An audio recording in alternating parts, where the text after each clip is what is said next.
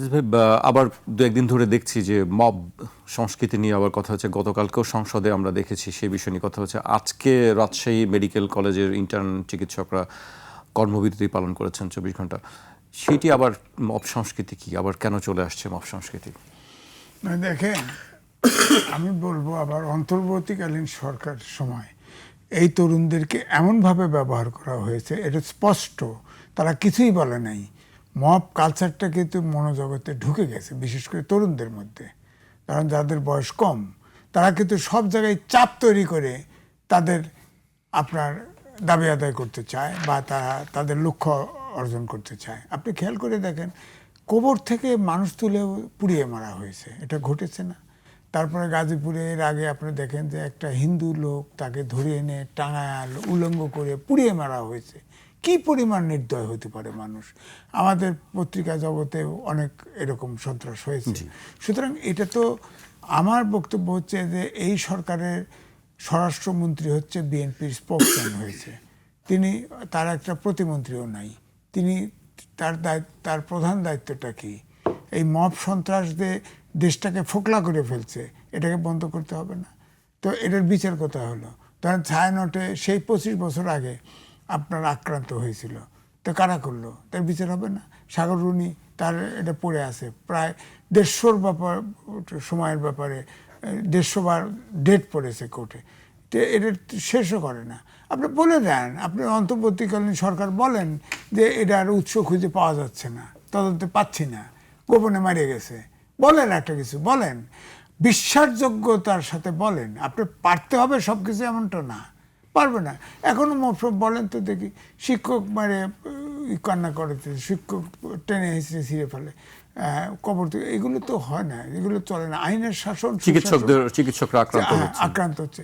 চিকিৎসাও কিন্তু, ইন্টারনেট চিকিৎসা কিন্তু তরুণদের মতোই। আগেও দেখেন, যখন আওয়ামী লীগের সময় তখনও দেখছেন চিকিৎসার জন্য গেলে তরুণরা ওই ইন্টারনেট ডাক্তাররা এসে আপনার যারা রুগীদের অ্যাটেন্ডেন্ট ছিল তাদের উপরে হামলা করতে। তো আপনার দেখেন বগুড়া একবার দেখেছি যে মেরেই ফেলেছে, খালি সুইচটা অন করতে বলেছে। খালি রুগীর যে অসুস্থ তার রুগী, তার গার্জিয়ান বলছে যে একটু সুইচটা বন্ধ করে দেন ফ্যানটার, এইটা বলছে অদোষ, তারা পিঠে মেরেই ফেলছে। এটা হলো বাংলাদেশ। আমরা বিদেশে গেছি, তো এরকম তো নাই। আমার মনে হয় সব শ্রেণীর সবার সংযত হওয়া উচিত। কার কতটুকু আচরণ করা উচিত, সীমা কতটুকু লঙ্ঘন করা যায় না, এটা কিন্তু আমরা দেখেন, আমরা ছোটবেলায় আদর্শ লিপি পড়েছি, কিন্তু এখন নাই। কানারে কানা কহিও না, মনে কষ্ট পায়। লেখাপড়া করে যে গাড়ি ঘোড়া চড়ে সে, এখন তো হয়েছে লেখাপড়া করে যে গাড়ির তলায় পড়ে সে, তাই না? ব্যাপারটা তাই। সুতরাং আমাদের শিক্ষা ব্যবস্থায় কিন্তু এই যে নৈতিকতা শিক্ষা, এটা কিন্তু নাই। সবাই আমরা ডিগ্রি সার্টিফিকেট নিয়ে বেরোচ্ছি।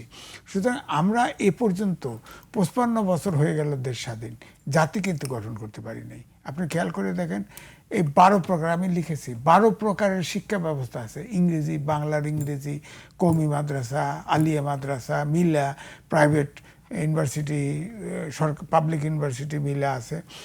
12 প্রকার শিক্ষা, এবং সবাইকে মাস্টার ডিগ্রি দেওয়া হয়, যার ফলে এই জাতীয় যে কোনো ইস্যুতে 12 প্রকার চিন্তার লোক আছে বাংলাদেশে। সুতরাং কোনো জাতীয় ইস্যুতে আমরা একমত হই না। ধরেন শেখ হাসিনাকে পার্লামেন্টারি পার্টির বৈঠকে সবগুলো রাজনৈতিক দল, সরকারি দল, বিরোধী দল, এমনকি অর্থাৎ কংগ্রেস সহ, এমনকি অন্যান্য দলের সাথে আলোচনা করে তাকে আশ্রয় দেওয়া হয়েছে। বাংলাদেশে সম্ভব? বলেন। ওটা তো অর্থাৎ এই সরকার পার্লামেন্টারি পার্টির বৈঠকে আশ্রয় দেওয়া মানে রাষ্ট্র আশ্রয় দিচ্ছে তাকে। রাষ্ট্র, শেখ হাসিনাকে কিন্তু রাষ্ট্র আশ্রয় দিচ্ছে, ব্যক্তি মোদি দেয় নাই, ব্যক্তি কংগ্রেস দেয় নাই। এটা মাথায় রাখতে হবে। কারণ যখন আমাদের দেশে, ধরেন আমরা ওয়েস্টমিনিস্টার সিস্টেমে বিশ্বাস করি, যে পার্লামেন্ট যখন সিদ্ধান্ত নেয়, পার্লামেন্টারি পার্টি সিদ্ধান্ত যদি নেয় বিরোধী দল সহ, এটা কিন্তু রাষ্ট্রীয় ডিসিশন হিসাবে মনে হয়। তা আমরা তো রাষ্ট্রীয় সিদ্ধান্ত, ধরেন এখন এই যে ধরেন এই যে হাসনাত আবদুল্লাহ যেভাবে বক্তৃতা দেয়, এটাই পার্লামেন্টও দেয়, স্পিকারও বলছে না এটা শাহবাগ চত্বর না, এটা পার্লামেন্ট, বলছে না। তখন বলে যে আমাদের শিখতে হবে। ভাই, পার্লামেন্ট মেম্বার না শিখে আপনি পার্লামেন্ট ট্রেনিং নেন না কে? পার্লামেন্ট মেম্বার হয়েছেন, আপত্তি নাই, তারপর তো ওরিয়েন্টেশন লাগবে, ওরিয়েন্টেশন দিয়েও তো যায় নাই। সুতরাং এখন আমার বক্তব্য হচ্ছে মব সন্ত্রাস যে বিধ্বংসী ছিল এটাকে কোনোভাবে মাথাছাড়া দিতে দেওয়া যাবে না। দুর্নীতির অনেক বেশি, প্রায় 8টা 10টা দেশে দুর্নীতির বিরুদ্ধে ক্যাপিটাল পানিশমেন্ট আছে, বাংলাদেশে আইন করে না। কারণ যে সরকার যায় হয়তো দুর্নীতি করে, আইন করবে কেন? আইন করে না। আপনাকে উদাহরণ দেই, বেগম খালেদা জিয়া প্রধানমন্ত্রী ছিল, অ্যাসিড সন্ত্রাস ছিল না, খালি অ্যাসিড বাড়া মহামারী আকার ধারণ করছিল, তখন আইন হলো ক্যাপিটাল পানিশমেন্ট, যাবজ্জীবন এবং মৃত্যুদণ্ড। তারপরে আইন প্রয়োগ করছে, এখন অ্যাসিড সন্ত্রাস নাই। তা আপনি দুর্নীতির বিরুদ্ধে আইন করেন যে মৃত্যুদণ্ড থেকে যাবজ্জীবন, মানে গুরুত্ব ভেদে, আপনি দেখবেন অনেক কমে আসবে। এখন তো ফ্রি স্টাইল, আমি দুর্নীতি করলে আমি দুদকে সুশাসন নাই, আইন আদালতে সুশাসন নাই, সব জায়গায় টাকা করি খরচ করে বেরিয়ে আসবো, এরকম অবস্থা। আমি 100 কোটি টাকা চুরি করবো, 50 লাখ টাকা খরচ করে দেবো, সমস্যা কি? পেন্ডোরা বাক্স ওপেন রাখলে তো এটাই হবে।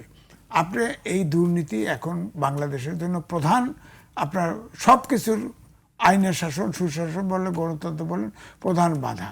এটাকে আইন করেন, এবং আইনের ব্যাপারে জিরো টলারেন্স যেটা বলা হয়তো আওয়ামী লীগের সময় বলছে, ওইটা না, একদম আইনে তাদের ক্যাপিটাল পানিশমেন্ট উদাহরণ তৈরি করেন। বাস্তবিক অর্থে সেই আইনের প্রয়োগটা এবং আইন তৈরি করা।